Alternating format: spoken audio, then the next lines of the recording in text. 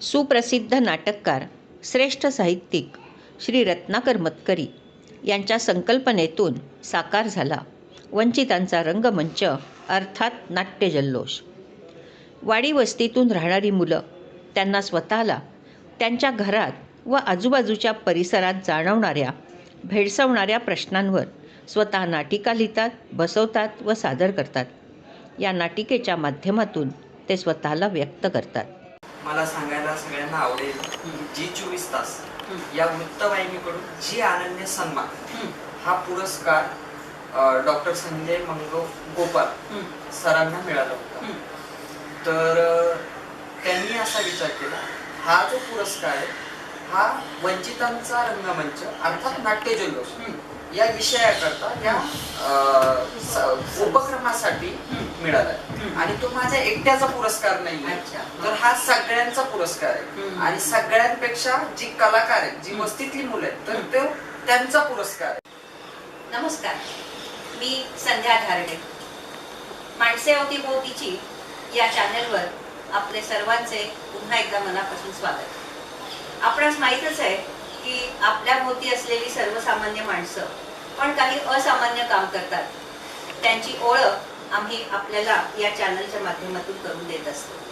त्यांच्याशी आम्ही औपचारिक गप्पा मारतो आणि अशाच गप्पा आज आपण मारणार आहोत लतिकाताई यांच्याशी. नमस्ते लतिकाताई.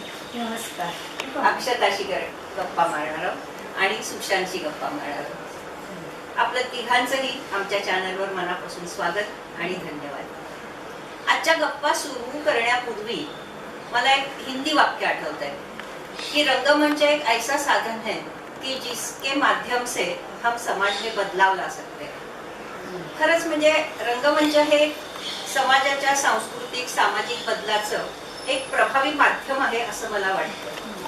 प्रेक्षकांच्या लक्षात आलं असेल की म्हणजे ह्या ज्या आपल्या गप्पा आहेत ह्या रंगभूमीशी संदर्भात आहेत.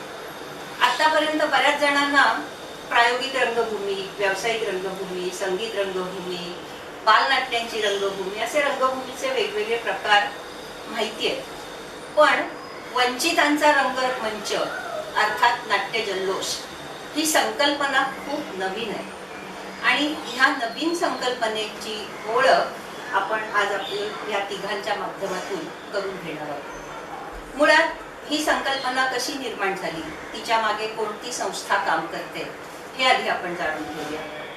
तर मला सांगायला आनंद वाटतो की ठाण्यामध्ये समता विचार प्रसारक संस्था ही एक सामाजिक काम करणारी एक प्रतिकीय संस्था आहे आणि त्या संस्थेच्या विश्वस्त आहेत लतिकाताई.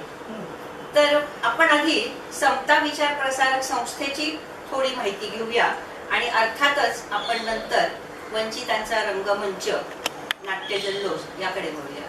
तेव्हा लतिकाताई मला सांगा की समता विचार प्रसारक संस्था ही नेमकं काय काम करते, कधी स्थापन झाली आणि त्यामागची तुमची आपली सगळ्यांची भूमिका काय? नमस्कार संध्याताई. समता विचार प्रसारक संस्था ही 1992 सालापासून चालू झाली. आम्ही जेव्हा काम तेव्हा करत होतो, तरुण होतो, त्यावेळेला जवळच्याच वस्तीतल्या झोपडपट्टीतल्या शाळेत मुलं जायची आणि पूर्ण 10वी पर्यंत पण पोहोचायची नाही असं होतं. तेव्हा आम्ही असं ठरवलं की शिक्षणाच्या साठी काहीतरी काम करायचं. सगळेजण आम्ही कॉलेजमध्ये, काही जण नोकरी करणारे, असे 10-12 जण आम्ही होतो आणि त्यांनी ही समता विचार प्रसारक संस्था शिक्षणाच्या साठी काम करायला सुरुवात केली. त्यानंतर असं लक्षात आलं की 100रातली फक्त 3च मुलं 10वी पर्यंत पोहोचतात. हो, अशी परिस्थिती होती आणि उच्च शिक्षण आणखीनच कमी असं होतं. मग आम्ही आमच्या इथेच एक खार्टन रोडला सफाई कामगारांची वस्ती होती, त्या वस्तीमध्ये क्लासेस घ्यायला सुरुवात केली आणि 10वीला जी मुलं पास होतात त्या मुलांना पुरस्कार द्यायचा असं ठरवलं.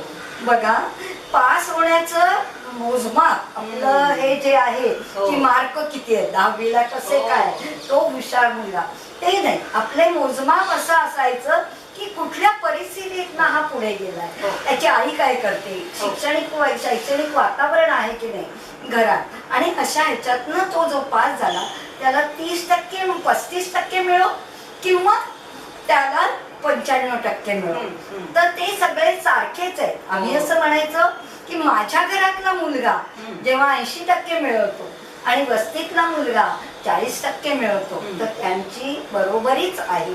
कारण माझ्या घरातल्या मुलाला ज्या सुविधा मिळत आहेत त्या सुविधा या मुलांना मिळत नाही. एकलव्य गौरव पुरस्कार हा असा आम्ही सुरू केला. त्यानंतर या मुलांना कॉलेजचं शिक्षण 11वी ते 15वी पर्यंत तुम्ही कुठल्याही विभागात जा, इंजिनिअरिंगला जा, नर्सिंगला जा, सर्व पुस्तकं आपल्या संस्थेकडनं फ्री ऑफ कॉस्ट अशी मिळतात. एकलव्य पुस्तक पेढी, या पुस्तक पेढीची पुस्तकं तुम्ही वापरायची आणि परत द्यायची असंही आहे. या मुलांसाठी महिन्याला एक असं म्हणजे त्यांनी व्यसनांपासून दूर कसं राहावं, इंग्लिशला कसं कोऑप करावं, त्यानंतर व्यवसायासाठी काय काय संधी आहे, किंवा तुम्ही चांगलं नागरिक होण्यासाठी कोणीतरी पोलीस अधिकारी वगैरे यांची व्याख्यानं महिन्याला एक असं असतं आणि तो एकलव्य पाठपुरावा कार्यक्रम असतो. अशा रीतीने आपलं हे काम या मुलांचं. आणि एक महत्वाचं मला संध्या ते सांगायला आवडेल की हे काम आम्ही सुरू केलं, पण आता ह्या रथ ओढून नेत आहेत मात्र आपले एकलव्य, आणि त्यामुळे हे खूप छान आहे. कारण आपणच हे काम करण्यापेक्षा माझ्या वस्तीत कोण कोण मुलं आहेत, काय परिस्थिती आहे, काय गरीब आहे, त्याच्या काय अडचणी आहेत, या सगळ्यांचं हे काम आम्ही पुढे नेतोय. त्यानंतर त्या बाबतीत आणखीन एक म्हणजे स्त्री पुरुष समानता समता आपलं जे नाव आहे त्याच्यात स्त्री पुरुष समानता, त्यानंतर गरीब श्रीमंत समानता, जाती जातींमधली समानता, धर्माधर्मातली समानता, ह्याची बीज रुजवणं हे थोडस आपलं काम असतं. आणि आमच्यामध्ये आता आमच्यासारखेच रिटायर्ड वगैरे खूप आहेत. तुम्हीही कोणीही आपल्या संस्थेला जॉईन होऊ शकता, काम करू शकता यांना. कारण आम्ही एक पास कसं व्हावं शिबिर 10वीच्या मुलांसाठी घेतो, की ज्या मुलांना इंग्लिश गणित हे अगदी 10वीतच आपल्याकडे तुम्हाला माहिती असेल 9वी पर्यंत कोणी विचारत नाही. 10वीत मुलगा गेला की त्याला क्लास लावणं हे करणं सगळं करतं, मग त्याला जमत नाही. मग त्यावेळेला या मुलांना पास कसं व्हावं असं आम्ही एक शिबिर घेतो. त्यातूनही खूप परिणाम होतो असं आहे. तर वेगवेगळे असे उपक्रम बरेचसे आहेत. शिबिर असतं, एक शिबिर असतं, समता संस्कार शिबिर. मला आठवते की एकलव्य पुरस्कार जेव्हा आपण प्रदान करतो तेव्हा मी ज्या शाळेत नोकरी करत होते तेव्हा माझ्या शाळेतली खूप सारी मुलं एकलव्य पुरस्कार प्राप्त होती आणि ती वाट बघायची म्हणजे कधी आम्हाला हा पुरस्कार मिळतो. ते मला प्रेक्षकांना सांगायला आनंद वाटतो की आजच्या काळात 100% मार्क 10वीला मिळवणारी सुद्धा मुलं आहेत, पण ह्या एकलव्यांचा त्यांना जो मिळणारा जो पुरस्कार आहे तो ह्या 100%पेक्षा खूप मोठा आहे. आणि या एकलव्यांच्या मातांचा पण आपण सत्कार करतो, मला तेही आठवतंय. आणि ह्या 2 गुणी एकलव्यांकडे पाहून म्हणजे खरोखरच खूप आनंद होतोय. आता आपण जे काही सगळे एक आपले समता विचार प्रसारक संस्थेचे जे काही उपक्रम सांगितले त्याचा अहवाल आता प्रसिद्ध झालेला आहे. अनेक सारे उपक्रम याच्यामध्ये आहेत. आपण जेव्हा युट्यूबला आपण माहिती टाकू तेव्हा हे उपक्रमाची माहिती आम्ही देऊच त्याच्यामध्ये.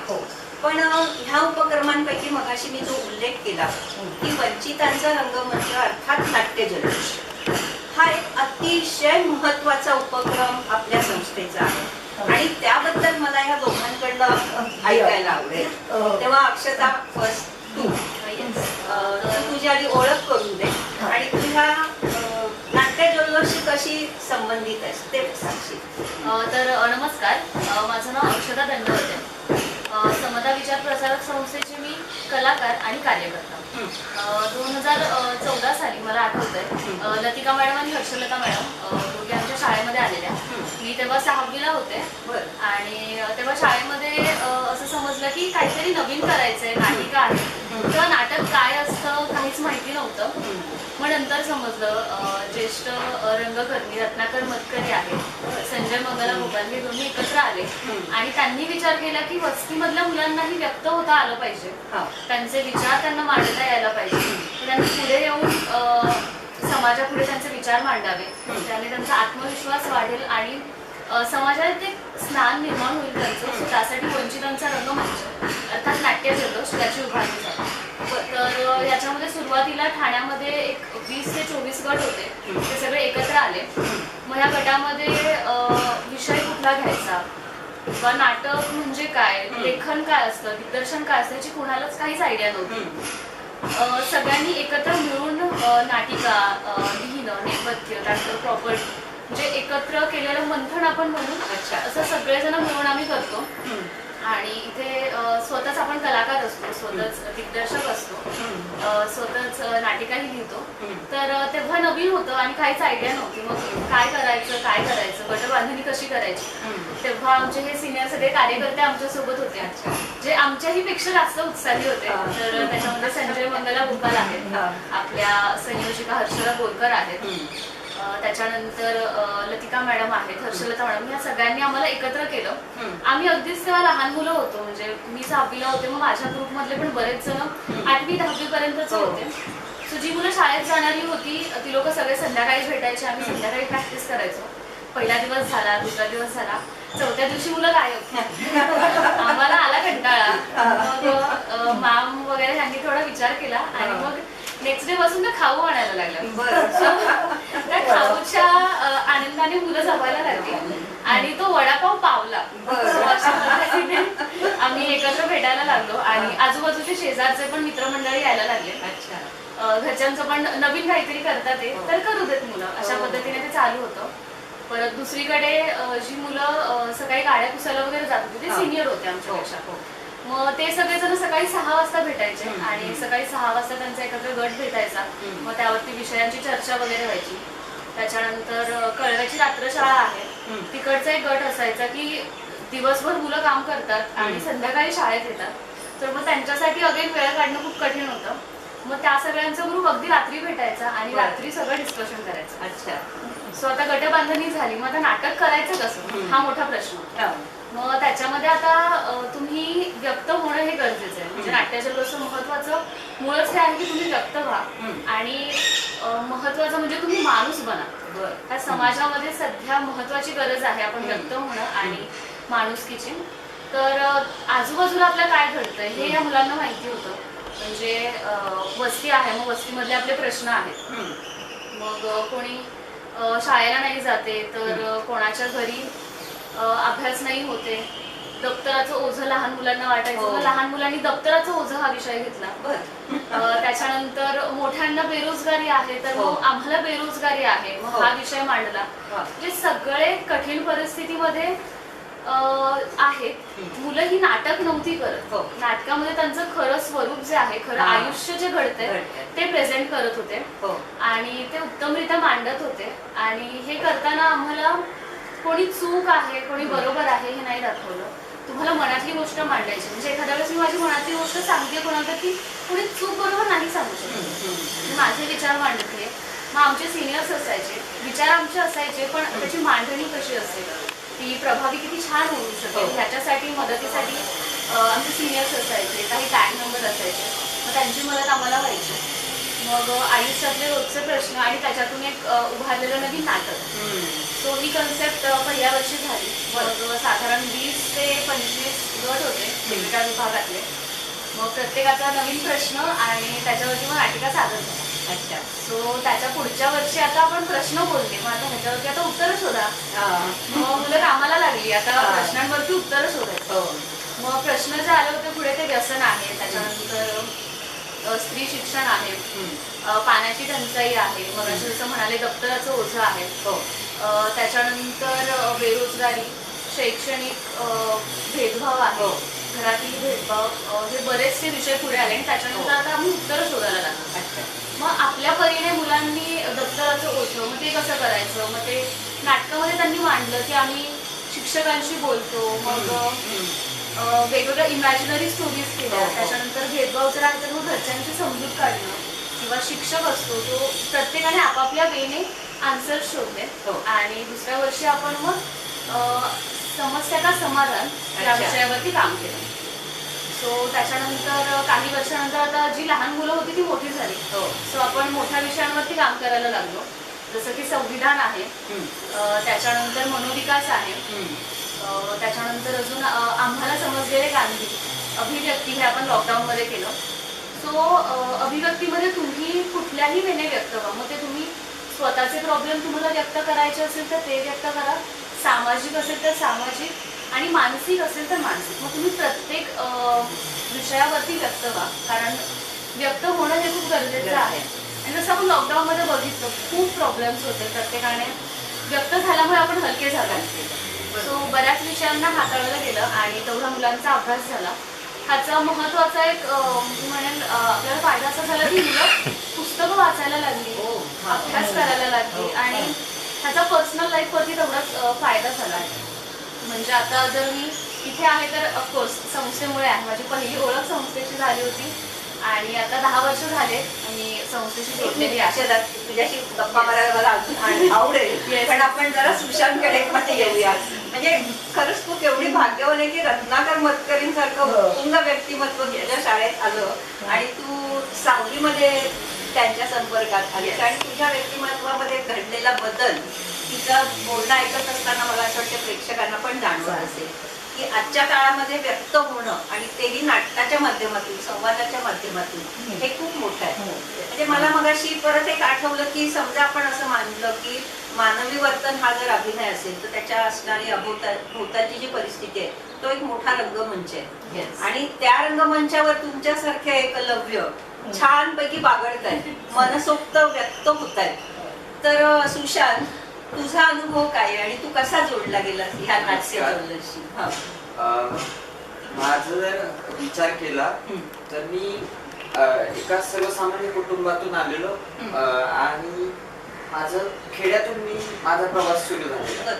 मी अहमदनगर जिल्ह्यातून संगमनेर या तालुक्यातून आलेलो, आणि जेव्हा कामाची टंचाई किंवा शेती या सगळ्या गोष्टींचा विचार करत 2017 साली आम्ही इकडे मुंबई शहरामध्ये आलो आणि ठाण्यात वसवलेलो. त्यावेळेस कॉलेजमध्ये शिकत असताना माझी एक मैत्रीण होती. त्या मैत्रिणीने मला या संत विचारप्रसारक संस्थेशी ओळख करून दिली. मला काहीही आयडिया नव्हती, कुठल्याच गोष्टीची आयडिया नव्हती. ना मला नाटक माहित होतं, ना मला माईक वरती बोलता येत होतं. अगदी मला चांगलं आठवत आहे, माईक हे संस्था माझ्याकडे माईक द्यायची. संजय सर असेल, लतिका मॅडम असेल, हर्षदा मॅडम असेल, माईक द्यायची आणि माझे हातपाय थरथर कापायचे. ते म्हणायचे बोल बोल, आपलीच माणसं आहे, आपलेच माणसं आहे, तुला कोणी मारणार नाही, तुला कोणी जज करणार नाही, बोल. आणि मग मी बोलत गेलो. म्हणजे जो सुशांत कधी शाळेत उठून कधी कोणाशी बोलू शकला नाही, सर आले तर गावाच्या बाहेर पळून जायचा. जो सुशांत समोर जर सर दिसले तर लपून बसायचा. तो सुशांत तिथे येऊन सगळ्यांसोबत गप्पा मारू लागला. नुसत्या गप्पा नाही मारू लागला तर तो माईक वरती बोलू लागला, आणि तिथून पुढे माझा प्रवास सुरू झाला. अच्छा, मग प्रवासातला तुझा जो म्हणजे नाट्य जल्लोष मधनं जो काही प्रवास आहे तुझा, तो आता तुझ्यात बदल तर जाणवत होतो. म्हणजे माझ्यापेक्षा या दोघी जास्त सांगू शकते की तू म्हणतोस तसं जो लपत होता, जो पळत होता, जो घाबरून बसत होता, तो बिनधास्त आज आता रंगभूमीवरती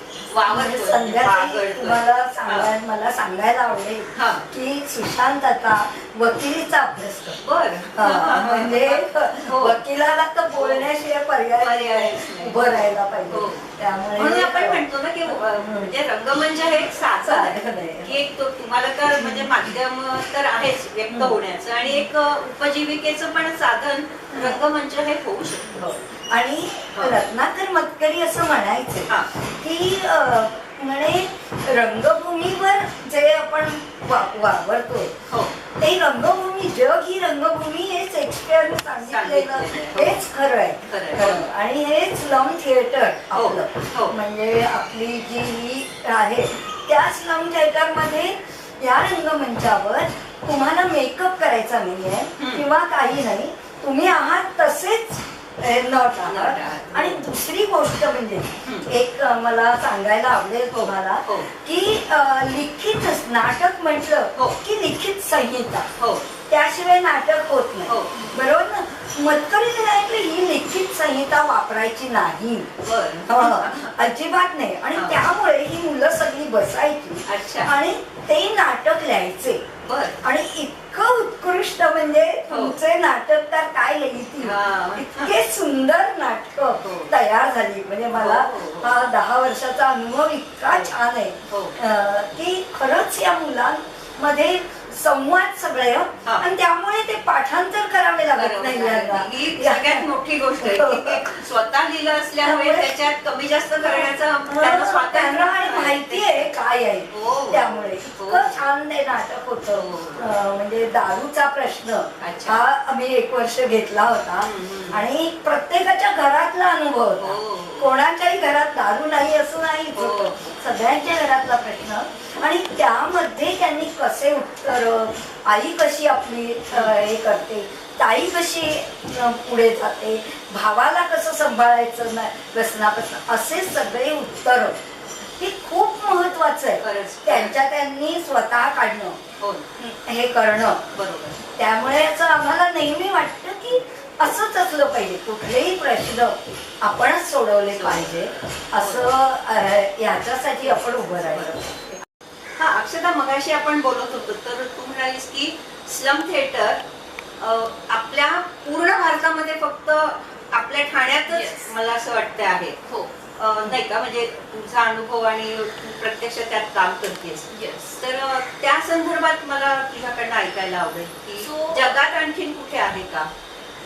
जगामध्ये मी जे बघितलंय ते आफ्रिकेला आहे, सना आर्ट्स थिएटर करून आहे. बरं. सो त्यांचं बरंच आहे, म्हणजे YouTube वरती जरी सर्च केलं तरी त्यांचं अच्छा. आहे. बट मी भारतामध्ये पूर्ण अजून नाही बघितलेलं. तर भारतामधलं म्हणजे इव्हन माझा हा पहिला एक्सपिरियन्स आहे हो. आणि मी इतरही ठिकाणी नाही बघितलेलं. अच्छा. येस. म्हणजे प्रेक्षकांना मला सांगायला आवडेल की भारतामध्ये ठाण्यामधलं हे जे वंचिताचा रंगमंच अर्थात नाट्य जल्लोष ही जी काही काम चालतं हे भारतामध्ये मला असं वाटतं एकमेव काम आहे. आणि प्रेक्षक जे बघणारे आहेत त्यांनी आपापल्या गावागावातून वस्तीतून जरी हे काम सुरू केलं तरी ह्याच्या मला असं वाटते भरपूर शाखा निघू शकतात. त्या प्रेक्षकांनी जरूर त्याचा विचार करावा. अक्षता, मला आता परत विचारायचंय की विषय तुम्ही मगाशी आता लतिका त्यांच्या आणि मगाशी तुझ्या बोलण्यातून आलं की व्यसनाचा विषय, लैंगिक शोषणाचा विषय, स्त्री पुरुष समानतेचा विषय, असे आतापर्यंत तुम्ही किती विषयांवरती काम केलेलं आहे? मी ह्याचा आन्सर करते, पण त्याच्या आधी एक छोटीशी गोष्ट हा. मला आव्हान करायला आवडेल. म्हणजे आता सध्या आपण ठाण्यामध्ये करतोय, हो. त्याचबरोबर गोरेगावला 2 वर्ष झालं आपण आता करतो नाट्य जल्लोष. बरं. त्याचबरोबर पुण्यालाही आपली चळवळ ही सुरू आहे. बरं. तर ज्या ज्या वस्तींमध्ये ज्यांना ज्यांना उत्सुकता असेल, हा. ज्यांना नाट्य जल्लोष करायचा हा. आहे, तिथे नक्कीच आम्ही मदतीला असू. बरं. आणि तिकडे नाट्य जल्लोष उभारण्यासाठी आम्हाला अगदीच आवडेल. हा. सो त्यांनी जरूर संपर्क करा. हो. आणि वंचितांचा रंगमंचमध्ये जसं पहिल्या वर्षी आम्ही समस्यांवरती काम केलं, मला एक अनुभव सांगायला आवडेल. एक ग्रुप होता, तिकडे मुलींना नाटकासाठी पाठवायचे नाही. म्हणजे पहिल्या 2 दिवस आल्या मुली आणि नंतर मुलीच येईना. तर मग घरी गेल्यानंतर कळलं की घरच्यांना नाटक काय, कशाला जायचं, नाही जायचं. मग त्या मुलांकडे असं झालं की आम्ही काय करू, बाजूच्या इकडच्या तिकडच्या समस्या घेणं म्हणजे हीच मोठी समस्या आहे. हो. मग बाहेर ज्यांना मना आहे याच विषयावरती त्या मुलांनी नाटिका सादर केली. आणि मग असे करत करत प्रत्येकाचे प्रश्न पुढे आले.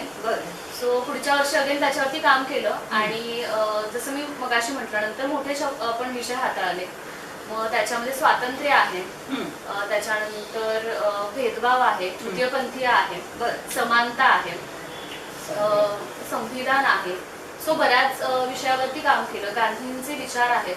मग याच्यामध्ये गांधींचे विचारामध्ये काय होतं, आम्हाला गांधींचं आयुष्य माहिती आहे, तुम्हाला त्यांची बायोग्राफी नाही एक्सप्लेन करायची. तुम्हाला गांधींबद्दल काय समजतंय. मग जर समानता आहे तर माझ्या आत्ता आयुष्यामध्ये ती मी कुठे हे करतेय. अहिंसा आहे तर मी खरंच ते आत्ताच्या माझ्या आयुष्यामध्ये ते पाळतीये का. तर यावरती थोडा विचार करण्यात आला, याच्यावरती अभ्यास करण्यात आला. अगेन मग जेव्हा संविधानावरती काम केलं तेव्हा मग संविधानावरती जे आहे, मग आपण संविधानामध्ये जे जे ठरलेलं आहे त्याच्यानुसार आपण वागतोय का, आपण किती रोजच्या आयुष्यात बरोबर गोष्टी करतो, किती चूक गोष्टी करतो आणि त्या किती गोष्टी लपवतो, कशा हाताळतो, ह्या सगळ्यावरती काम केलं.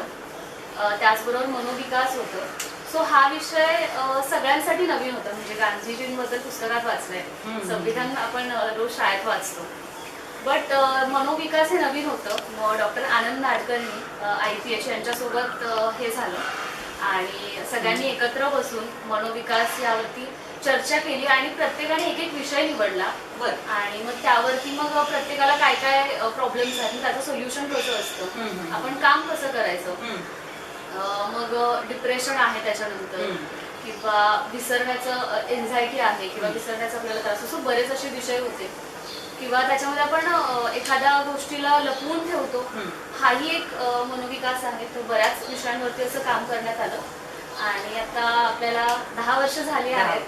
उत्तम पद्धतीने प्रत्येक गटातून मुलं येतात आणि त्यांचे विषय मांडतात आणि हे विषय तीव्र असतात, आपल्याला विचार करायला प्रवृत्त करतात, कधी कधी बोचके असतात आणि तेवढंच आपण त्याच्यावरती मग काम करायला लागतो. म्हणजे आज 10व्या वर्षात नाट्य जल्लोष आहे. जेव्हा सुरू झालं ते बाल्यावस्थेत होतं, पण तेव्हाही विषय जे होते हे प्रगल्भ विषय होते. म्हणजे भल्या भल्यांना आज गांधी समजत नाहीये. गांधी समजून घेताना असं बरेच जण म्हणतात, पण ह्या मुलांना त्या वयापासून गांधी समजतायत, संविधान समजतायत.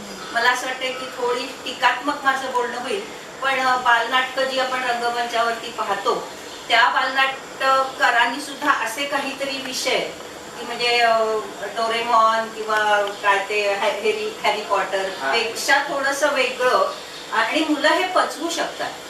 म्हणजे आता ह्या दोघांचं वय पाहता यांनी जे काही 7-8 वर्षापूर्वी 10 वर्षापूर्वी सुरुवात केली असेल तेव्हा ते त्यांनी नाटक पचवलेलं आहे. सुशांत, तू गावाकडून इकडे आलास, वाडी वस्तीमध्ये आता तू फिरतोयस, तो अनुभव सांगायला हरकत नाही मला. सुशांत आल्यानंतर सुशांतने एक गावंढळ मुलगा कॉलेजमध्ये जातो आणि असंच नाटक केलं. ते इतकं छान लोकांना खूप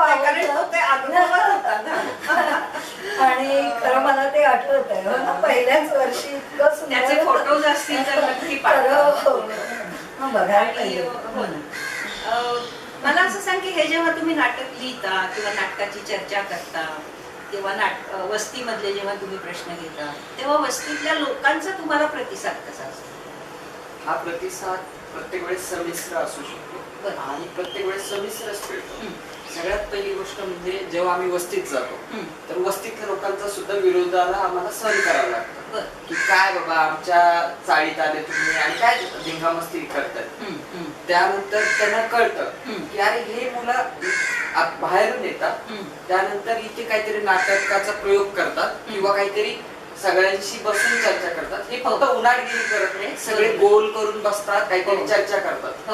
मग त्यानंतर ते बघितल्यानंतर ते स्वतःहून विचारतात आम्ही येऊ शकतो का, त्या नाटकामध्ये आम्ही सहभाग घेऊ शकतो का. मग अशी लोक जोडत गेलं. आता जर माजवाड्यासारखा जर भाग बघितला तर तिथं एक छोटा नाला आहे, तिथे आपण बघितलं तर त्या नाल्यावरती सुद्धा आम्ही प्रॅक्टिस केलेली आहे. टेरेस असेल, आता माझ्या एका ह्या नाटकाच्याच माध्यमातून ओळख झालेला मित्र त्याचं टेरेस होतं माझ्यावाड्यामध्ये, तर आम्ही त्या टेरेस वरती जाऊन तिथे चर्चा करायचो.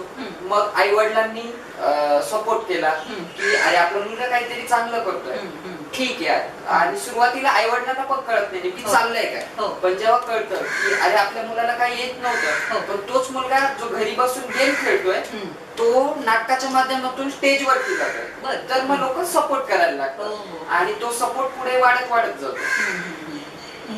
अगदी ही अडचण खूपच येते आम्हाला. म्हणजे नाटक करायचं तर प्रॅक्टिस करायला, तालीम करायला, आणि तालमीला जागा अजिबात मिळत नाही. वस्तीमध्ये घरं अशी इतकी जोडलेली आहे. म्हणजे माझी वेळा ह्याने सांगितलं की आम्ही नेहमी त्या गटारांच्या वरच्या लाद्यांवरच आम्ही प्रॅक्टिस करायचो आणि खूप म्हणजे खूपच डास चावायचे, इतकी वाट लागायची. कोणाची तरी मोडकी खुर्ची आणायची ठेवायची आणि त्यावर करायचे, पण उत्कृष्ट कलाकृती निर्माण व्हायची असं आम्हाला तर वाटतं. नाट्य जल्लोष वर्षातून 2 वेळा हो. करता ना तुम्ही. हा. डिसेंबर मध्ये तुम्ही करता आणि एक युवा नाट्य जल्लोष आणि एक बाल नाट्य जल्लोष. बरं. त्या संकल्पना जरा सांगा. येस, बाल नाट्य जल्लोष आहे, त्याच्यामध्ये सगळेजण सहभागी होऊ शकतात. बरं आणि युवा नाट्य जल्लोष जो आहे त्याच्यामध्ये सगळे युवा कलाकार असतात. बरं. सो बालनाट्य जल्लोष मध्ये आपण म्हणजे लहानापासून मोठ्यापर्यंत सगळे आहेत. युवा नाट्य जल्लोष मध्ये आपले विषय थोडेसे मोठे असतात, थोडेसे सदृढ असतात, कारण ते युवा कलाकारांद्वारे मांडलेले असतात. म्हणजे उदाहरणार्थ आम्ही एक घेतलेला अत्यंत वेगळा विषय तो म्हणजे तृतीयपंथी. आणि त्यावर नाटक करून त्या म्हणजे गौरी सावंत आपल्याकडे येऊन गेल्या. आणि त्यानंतर असंही झालं की हा प्रश्न किती वेगळा आहे आणि हा समाजापर्यंत गेला नाही तर फार त्यांचे आयुष्य त्या ह्याच्यातले आयुष्य खूप खराब होतात आणि ते पालकही स्वीकारत नाही. आणि त्यानंतर त्या मुलाला स्वतःच्या पायावर किंवा मुलीला स्वतःच्या पायावर उभं राहणं वगैरे हे आपल्या समाजात तर खूपच कठीण आहे. आणि ते नाडकर्णींबरोबर वगैरे चर्चा करून की हा कुठलाही म्हणजे हे नाहीये, म्हणजे असं रोग वगैरे नाहीये, पण ते मानसिक स्वास्थ्यावरनच आहे. आणि त्याबद्दल सगळा वैज्ञानिक दृष्टिकोन काय असायला हवा याबद्दल आणि सगळ्याच लोकांना समजावणं, पालकांना समजावणं असं झालं. आणि ते आम्हाला असं वाटतं खूपच एक चांगलं काम आपल्याकडे खरोखरच चांगलं आहे. म्हणजे कारण ही अशी विचारसरणी एक तर असे विषय आपण उघडपणे समाजात आपण बोलतच नाही, पण ते जर नाटकाच्या माध्यमातून मांडल्या गेले तर निदान 4 लोक विचार तरी करायला लागतात असं असू शकतं आणि यांना हे असं सोल्युशन आपल्याला मिळू शकतं. खरंच खूप मोठं. आणि असं हेही आम्हाला लक्षात आलं की हा विषय किंवा यांनी जे गरिबांचे प्रश्न म्हणजे वॉचमनचा प्रश्न याने एकदा मांडला होता तर ते नाटक इतकं सुंदर झालं की त्यांना बक्षीस वगैरे सगळ्यांना मिळालं. की काय समस्या आहेत, मोठमोठ्या सोसायट्या आहेत आणि त्यामध्ये वॉचमन असतात आणि त्यातल्या मुली वगैरे ज्या चुकीचं वागतात आणि त्याचा परिणाम या वॉचमनवर काय होतो किंवा त्यालाच धरलं जातं दोषी. तर ते सगळे हे खरंच आहे. हे आपल्याला म्हणजे मध्यमवर्गीय लोकांना लक्षातही येत नाही. खरंच आहे. ऍक्च्युली मी ज्या सोसायटीमध्ये राहायचो त्या सोसायटीमध्ये तो प्रसंग खरोखर घडला होता. खरोखर तिथे चोरी झाली होती.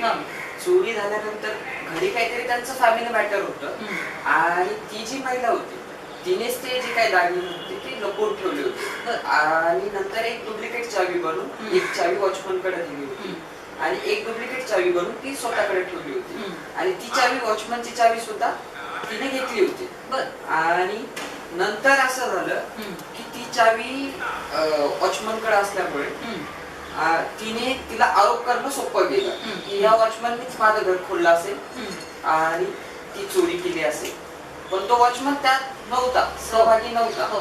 जी महिला एखाद्या हॉटेलवरती किंवा कुठेतरी जेवायला जाते कुणाबरोबर तरी आणि ती मध्येच घरी येते तर अशा वेळेस ते कॅमेऱ्यात देखील दिसतं की ही अचानक घरी येते आणि ती बोलते की मी दुसरीकडे कुठेतरी होते आणि नंतर ते वॉचमन वरती येतं. म्हणजे असे बरेच प्रसंग आहेत जे खरोखर समाजात घडून गेले किंवा असे जे कमी दर्जाचे काम कुठलं कमी किंवा अधिक नसतं हे देखील आम्ही आमच्या नाटकातून दाखवतो.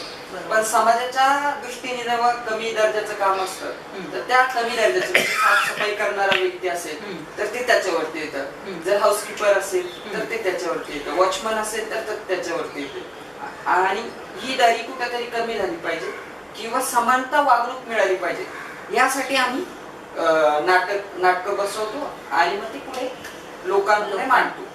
श्रम प्रतिष्ठा असं आम्ही म्हणजे नाटकातून जे काही प्रभावीपणे मांडल्या जातं तर त्याचा इम्पॅक्ट नेहमी मला असं वाटते की खूप असं सकारात्मक होत असतं. कधी असं म्हणजे असं काही प्रतिकूल प्रसंग कधी तुम्हाला अनुभवायला मिळाले का नाटक सादर होत असताना किंवा नाटक सादर होण्यापेक्षा जे हे असतात ना तालमी ज्या आम्ही करतो त्या वेळेला प्रचंड आम्हाला त्रास होतो. त्रास होतो. म्हणजे दारुडे असतात, वस्ती अच्छा. रेटे, किंवा मुलींना अजिबात हिने जे सांगितलं ना, अगदी सगळं झालंय, आता 2 दिवसावर सादर करायचंय, त्यावेळेच्या सगळ्या मुली गायब. बरं. असं होतं. बाहेर जाणं मना आहे, हे जे उरलेले त्या सगळ्या मुलींना नाही नाही आमच्या मुली काही करणार नाही. त्यानंतर केलं, मुलींना खूप आवड आहे, हे आहे, तरीही हे प्रतिष्ठित काम नाही. तोंडाला रंग लावणं, नाटकात जाणं हे काही बरोबर नाहीये. म्हणजे आता किती म्हणजे नाटकासाठी केवढी तरी शिबिरं होतात. मध्यमवर्गीय लोकांमध्ये असं असतं की माझा मुलगा गेला पाहिजे आणि तो लगेच रंगमंचावर पण आला पाहिजे. म्हणजे मध्ये महिनाभराची प्रॅक्टिस नाही, पण हे रंगमंच. हो, ते असतं किंवा त्याच्यासाठी किती अल्फामध्ये किंवा झीप मध्ये कितीतरी लाईनी लावणार, पालक हे करणार, हे आहे. इथे मात्र अरे तुमच्या मुलीला पाठवा ना, नाही असं कसं, मग तिचं लग्न कसं होणार, अशा रीतीनेच अजूनही हे नाटकाबद्दलचे गैरसमज किंवा हे पसरलेले आहेत. आणि त्यामुळे खूप म्हणजे एका मुलीची गोष्ट आपण नाही का, दुर्गाचं, तिने सगळं असं 10-12 मुली होत्या आणि सगळं हे झालं. आणि त्या दिवशी नाटक ज्या दिवशी होतं त्यावेळेला 2 दिवस आधी पाणी आलं नव्हतं वस्तीत. कोणत्याही आईने पाठवलंच नाही. ती म्हणाली, त्यामुळे त्यांना त्या सगळ्या मुली त्या तिथपर्यंत येऊच शकल्या नाही. आणि तिने सांगितलं मी काय करू म्हणे, ह्या मुलीच नाही आल्या, आमचं नाटक इतकं छान झालं, विषय सांगितला पण काही पर्यायच नव्हता. असं म्हणजे असंही खूप वेळेला होतं. आणि नाटकाची भाषा कोणती असते? म्हणजे आता तुम्ही बाहेर जाणं मनाळे वगैरे असं म्हणताय, संमिश्र असते की? हो, मराठी आणि हिंदी दोन्ही भाषांचा वापर करून नाट्यजल्लोष होतो. बरं. भाषेला बंधन नाही. आणखीन एक सांगायचं म्हणजे हिने फ्रेंच ना, ती फ्रेंच शिकते. सो आम्हाला पुस्तकांचा अभ्यास करायचा होता आणि एखादी छोटीशी आपण लहानपणी आपण ज्या गोष्टी शिकल्या आहेत, म्हणजे ससा कासवाची गोष्ट म्हणा किंवा त्याच्यानंतर मांजरीची गोष्ट जी आहे, दोन्ही मांजर खीर खातात. सो ह्या गोष्टींमधून आता तुम्ही काय शिकलात? आपण मोठं झालो पण ह्या गोष्टीने तुम्हाला काय शिकवलं? तर मी बऱ्याच आपल्या गोष्टी वाचल्या, पण माझा फ्रेंचचा अभ्यास चालू असल्यामुळे मग मी त्यावेळेस पियर करून एक आहेत रायटर, त्यांची स्टोरी घेतली होती.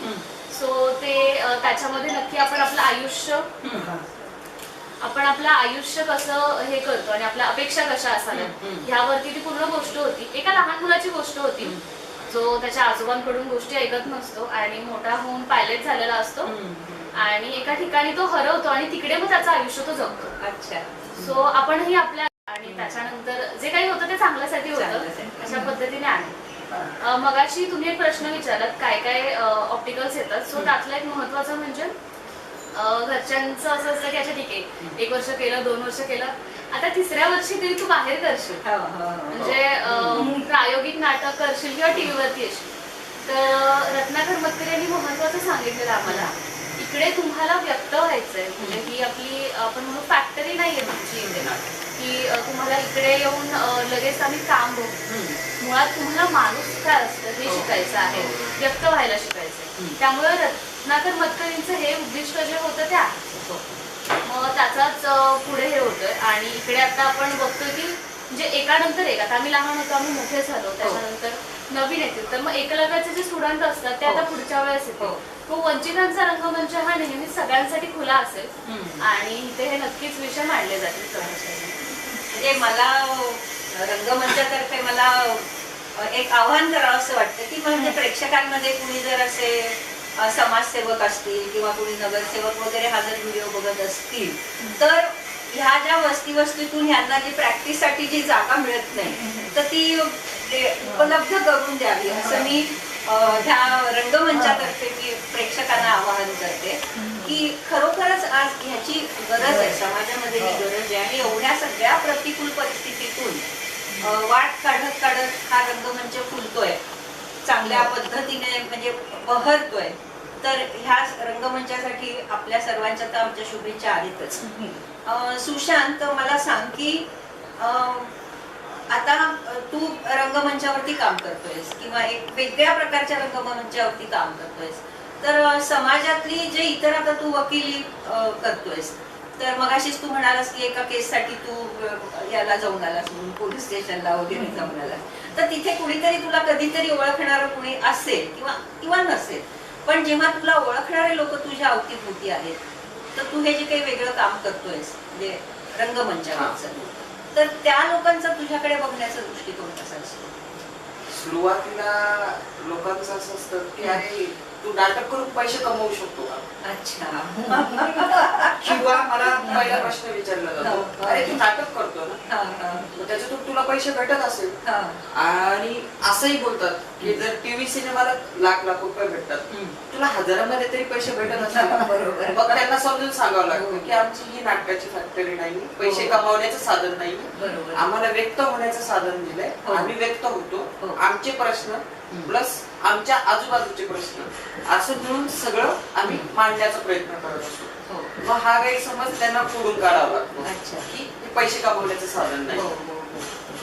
म्हणजे हा सगळ्यात मोठा, मगाशी तू म्हणालीस तसं की आता बाहेर पडतात प्रायोगिक व्यावसायिक रंगभूमीवरती जा वगैरे, पण हे सगळं असून सुद्धा तुम्ही ठामपणे उभे आहात, संस्था तुमच्या पाठीशी उभे, आणि तुमच्यासारखे एकलव्य हे नेटाने पुढे नेत आहेत, नवनवीन विषय तुम्ही हाताळताय. हे खरोखरच म्हणजे काय म्हणतो आपण, हे कुठल्याही शिक्षणात म्हणजे पुस्तकी शिक्षणात हे कधीच असं आपल्याला अनुभवायला मिळत नाही. आणि सध्या ते मला असंही म्हणायचं की तुमच्या माझ्यासारख्या वयाने म्हणजे अशा ह्याने की रिटायरमेंट झाली आहे, हे आहे आणि आवड आहे, म्हणजे ह्या मुलांना बरेचसे मार्गदर्शक, म्हणजे नाटक काय, नाटक असे हे सगळेजण जे आहेत टॅग मधले लोक वगैरे करतात, ते मार्गदर्शन म्हणजे मतकरी सर हे म्हणाले की तुम्ही दाखवायचा नाही मार्ग, ते त्यांचा मार्ग शोधणार आणि त्यामध्ये तुम्ही बाबा रे रंगभूमी असेल तर असा मार्ग हा इथूनच जाईल, म्हणजे इथे तुझी स्वयंपाक खोली असेल तर तू भिंतीच्या आतून जाऊ शकत नाही, हे त्यांना भान देणं, म्हणजे रंगभूमीचे नियम हे सगळं भान देणं, हेच फक्त तुम्ही करायचं. आणि त्यामुळे म्हणजे हे मार्गदर्शन म्हणजे दिग्दर्शन हा त्यांचाच असतो असं आहे. आणखी नाही. हा, मी जसं म्हटलो पैसे मिळत नाही, पण मला त्यात एक सांगायला आवडेल की आता ही जी काही प्रायोगिक नाटक आहेत, आरण्यक असेल किंवा अलबत्त्या गणपत्या असेल किंवा इतर नाटकं असतील, तर ही जेव्हा आमची नाटकं जेव्हा प्रसारित होतात, म्हणजे लोक बघतात, ठाण्यातले वेगवेगळ्या विभागातली किंवा सिनेमातली जेव्हा लोक बघितलं जातं, त्यावेळेस आम्हाला आमच्या संस्थेशी कॉन्टॅक्ट करतात की असं असं नाटक आहे, तर आमची तुमची मुलं आमच्यासाठी येऊ शकतात का. तर त्यातून अनेक वस्तीतली मुलं ही या नाटकांमध्ये उतरलेली, हे पण म्हणजे जरी पैसे जरी मिळत नसेल, मग त्यानंतर आम्हाला काही थोडंफार मानधन देखील दिलं जातं, पण आमचं ते मानधनाचं गोष्ट नाहीये. पण मला सांगायला हे आवडेल की या छोट्या छोट्या उपक्रमाच्या माध्यमातून टीव्ही पर्यंत आमची मुलं सगळी पोहोचलेली आहेत. मी स्वतः देखील छोटी मोठी नाटकं व्यावसायिक मध्ये केली. म्हणजे इच्छा असेल तिथे, म्हणजे मार्ग सर म्हणत होते तसं की मार्ग आपण दाखवण्याचं काम करायचं, चालायचं यांना त्या मार्गावर. आणि त्यामुळेच मी म्हणते की मध्यमवयीन लोकांनी आम्हाला जॉईन व्हा, आपण सगळे मिळून हे काम करू, खूप छान जातो आपला वेळही, खूप सुंदर मजा येते, खूपच मस्त असतं आणि ही मुलं खूप छान सहकारी आणि त्यांच्यामध्ये बसूनच आपल्याला मला सगळे एनर्जी येते, म्हणून मी या दोघांच्या मध्ये बसते. सुशांत, मला कौतुकाने सांगावंच वाटतं प्रेक्षकांना की आपल्या ह्या समता विचार प्रसारक संस्थेला, आपल्या ह्या नाट्य जल्लोष कार्यक्रमासाठी सुद्धा जशी समाज मान्यता मिळालेली आहे, लोकमान्यता मिळालेली आहे, तसं टीव्ही वाहिनीकडून सुद्धा एक छान असा पुरस्कार मिळालेला आहे, तर त्याबद्दल तुझ्याकडनं ऐकायला आवडेल. मला सांगायला सगळ्यांना आवडेल जी 24 तास या वृत्तवाहिनीकडून जी अनन्य सन्मान हा पुरस्कार डॉक्टर संजय मंगो गोपाल सरांना मिळाला होता. तर त्यांनी असा विचार केला, हा जो पुरस्कार आहे हा वंचितांचा रंगमंच अर्थात नाट्य जल्लोष या विषयाकरता या उपक्रमासाठी मिळाला आणि तो माझ्या एकट्याचा पुरस्कार नाहीये, तर हा सगळ्यांचा पुरस्कार आहे आणि सगळ्यांपेक्षा जी कलाकार आहेत, जी वस्तीतली मुलं आहेत, तर तो त्यांचा पुरस्कार आहे. म्हणून त्यांनी स्वतः वैयक्तिक न घेता आमच्यासारख्या 5 मुलांना प्रातिनिधिक स्वरूपात ते घेऊन गेले त्यांच्यासोबत आणि त्यांनी तिथेही सांगितलं की हा पुरस्कार माझा नाहीये, या 5 मुलांचा पुरस्कार आहे आणि तो पुरस्कार आमच्या हातून त्यांनी स्वीकारला. आणि या पुरस्काराच्या वेळेस जी 24 तास स्वतः त्यांची पत्रकार मंडळी सगळी आली होती, पाहणी करून गेली. त्यानंतर त्यांनी व्हिडिओ शूट, ग्राफिक सर्व बनवून दिलं. म्हणजे स्वतः त्यांनी स्पॉट वरती येऊन सगळं चेक केलं आणि त्यानंतर सुरुवातीला निवड केली आणि मग तो पुरस्कार आम्हाला मुंबई इथे यशवंतराव चव्हाण जे आपलं शासकीय हे आहे कार्यालय सभागृह, तर तिथे प्रतिष्ठित व्यक्तींच्या हस्ते दिलं. शेवटाकडे येताना मला एकच विचारायचे की तुम्ही तिघांनी सांगा की आता भविष्यातले तुझा प्लॅन काय, म्हणजे वैयक्तिक तुझा म्हणून, तसं सुशांत तू पण सांगशील आणि संस्था म्हणून अक्षतापासून सुरुवात करूया. तर आता झालं असं की माझं पर्सनल जर म्हणायचं झालं तर वेळ आणि काम आणि अभ्यास या सगळ्यातून व्यक्त होणं कुठेतरी राहून जाते आणि थोडेसे माझे रूट्स इथे आहेत, त्याच्यामुळे याची जाणीव मला लवकर झाली. सो वेळात वेळ काढून आपण व्यक्त झालं पाहिजे. अगदी हे संस्थेने मला शिकवलंय. सो व्यक्त होणं हे खूप महत्वाचं आहे आणि याच्या पुढे आतापर्यंत जितका मला वेळ काढता आलाय त्याच्यापेक्षा जास्तीत जास्त वेळ काढून आता मला संस्थेचे अजून पुन्हा जॉईन व्हायचंय आणि नाट्य जल्लोष अजून पुढे आनंदाने करायचंय, नवीन नवीन विषयावरती काम करायचंय आणि त्याचबरोबर इतर ठिकाणीही जर मदत करता आली तर तितकीच मदतही करायची. हे खूप महत्वाचं आहे. म्हणजे मला मिळालं म्हणून मी तिथे थांबले असेल, मला मिळाले तर मी ते इतरांना पण दिलं पाहिजे. अगदी अगदी एकलव्यांमध्ये आमची साखळीच आहे. म्हणजे मी पहिल्यांदा आम्ही खूप करायचो, जायचो. आता आम्हाला जायची गरजच नाही. वस्तीमध्ये मुलंच सांभाळतात, त्यांच्या वस्तीमधली मुलं शोधून काढतात, त्यामुळे आम्हाला करावं नाही लागत. सुशांत, तुझा काय प्लॅन आहे आता? मला असं वाटतं की डॉक्टर बाबासाहेब आंबेडकर आणि साने गुरुजींनी सांगितलं की खरा तो एकच धर्म, जगाला प्रेम अर्पण. तर या संस्थेच्या माध्यमातून मला जगाला प्रेम अर्पवायचं आणि मी जी फील्ड निवडली वकिलकीची, तर त्या वकिलकीच्या माध्यमातून मला समाजाचे प्रश्न सोडवायचे आणि समाजाचं काहीतरी माझं देणं लागतंय, संस्थेशी माझं काहीतरी देणं लागतंय, ज्या संस्थेने मला बोलायला, चालायला आणि समाजात एक ठाम स्टँड घेऊन उभं राहायला शिकवलं. त्या संस्थेसाठी काहीतरी करायचं आणि जी लोक आजही पडद्याच्या पाठीमागे तर त्या लोकांना पुढे घेऊन त्या हातात हात घालून त्यांना मुख्य प्रवाहात आणण्याचा प्रयत्न करायचा. आणि त्यात तुम्ही अगदी दोघंही यशस्वी व्हाल, संस्था यशस्वी होईल याचा आम्हाला ठाम विश्वास आहे. मला थोडंसं त्याच्यामध्ये आन्सर करायचंय. आता झालं असं की आम्ही थोडे प्रॉब्लेम फेस करतोय. म्हणजे जसं आता मी मगाशी म्हटलं माझाही जॉब आहे. सो जे माझ्या वेळेस मुलं होती आता सगळे जॉबला आहे. आता नवीन मुलं जॉईन होतात ते. सो आमची रिस्पॉन्सिबिलिटी आहे आता ह्या सिनियर्सनी थोडा आराम करावा आणि आम्ही ती पुढे होऊन काम करण्याची गरज आहे आणि नाट्य जल्लोष असं पुढे करू. संस्था म्हणून म्हणजे आम्हाला नेहमी असं वाटतं की फक्त आता हे नाही तर मुलं ही नाटकात जोडली जातील हे आहे, पण आजचं जे समाजाचं वास्तव दिसतंय की मोबाईल किंवा हे स्क्रीनला अटॅच मुलं आहेत, तर त्याच्यासाठी आम्हाला आता संस्था म्हणून म्हणजे राष्ट्र सेवा दलाच्या वेगवेगळ्या शाखा, खेळांच्या शाखा किंवा मैदानी खेळ असं करायची आमची इच्छा आहे. आणि ही जी मुलं आता आपल्याकडे तयार आहे, आम्ही आरामच करणार आहोत, बसूनच बघणार आहोत, पण तरीही बसावं लागतं. म्हणजे मलाही वाटतं कारण समजा मित्र भेटले हो. तर पुन्हा त्या गोष्टीकडे वळण्याचं. हो. त्यामुळे आम्ही शाखा सुरू करणं राष्ट्र सेवा दलाच्या वस्तीमध्ये वाचनालय सुरू करायचे, गोष्टी सांगण्यासाठी कथाकथन करायचं, म्हणजे आम्ही कथा मला सुरू करणं असं आमचं उद्दिष्ट आहे.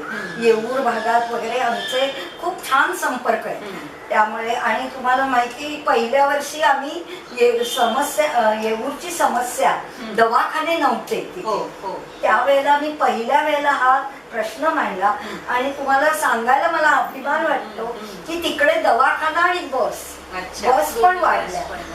हे दोन्ही गोष्ट आमच्याचमुळे झालं अशातला भाग. आणि ती मुलं सगळी तेच बोलले की आम्हाला हे बस पाहिजे आणि ती बसचं नाटक केलं आणि बस सुरू झाल्या भरपूर. म्हणजे हे आहे. तर या वस्तीमध्ये आम्ही राष्ट्र सेवा दल आता उभं करणार आहोत. स्वामी गुरुजींचं जे स्वप्न होतं तेच पुढे करण्याचं, मैदानात उतरण्याचं असं आम्ही करणार आहोत. तुम्हा सर्वांना तुमच्या सर्व कामगिरीसाठी माझ्यातर्फे आणि प्रेक्षकांतर्फे मनापासून शुभेच्छा. आणि असेच काम चालू राहावं. आणि प्रेक्षकांना मी आवाहन करते की ज्या कुणाला या नाट्य जल्लोष किंवा समता विचार प्रसारक संस्थेशी जोडून घ्यायचं असेल त्यांनी अवश्य जोडून घ्या. त्यांचे फोन नंबर्स, पत्ता वगैरे आम्ही प्रसारित करूच. तर अवश्य आपणही त्यांच्याशी जोडून घ्या. आणि पुन्हा एकदा तुम्हाला दोघांना पुढच्या सगळ्या करिअरसाठी मनापासून शुभेच्छा. लतिकाताई मनापासून शुभेच्छा. धन्यवाद. खूप धन्यवाद. मला सर्वांना आज इन्व्हाइट केलं आणि छान आपण गप्पा मारल्या. गप्पा मारल्या आपण. तेच खूप छान छान वाटलं. आणि